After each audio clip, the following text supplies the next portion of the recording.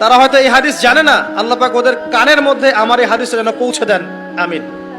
নবী সাল্লাল্লাহু আলাইহি ওয়াসাল্লাম বলেছেন, আমি মেরাজের রাতে যখন গিয়েছি তখন এক শ্রেণীর মানুষকে দেখেছি, ওদেরকে শাস্তি দেয়া হচ্ছে। কি শাস্তি? জাহান্নামীদের রক্ত এবং পুঁজ ওদেরকে খেতে দেয়া হচ্ছে। জিবরাইল আলাইহিস সালামকে জিজ্ঞাসা করা হলো যে এরা কারা? তিনি বললেন, এরা আপনার উম্মতের সেই সব ব্যক্তি যারা মাদকদ্রব্য সেবন করত।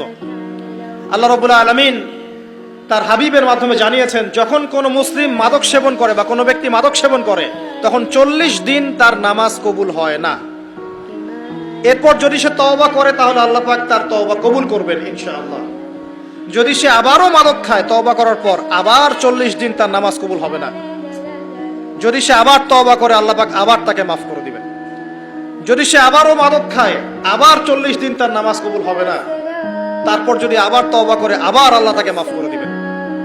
এরপরেও যদি সে আবার মাদকদ্রব্য সেবন করে, নবী সাল্লাল্লাহু আলাইহি ওয়াসাল্লাম বলছেন, তাকে আল্লাহ রাব্বুল আলামিন পরকালে মৃত্যুর পরে তিনাতুল খাবাল পান করাবেন। তিনাতুল খাবাল। জিজ্ঞাসা করা হল, ইয়া রাসূলুল্লাহ, তিনাতুল খাবাল কি জিনিস?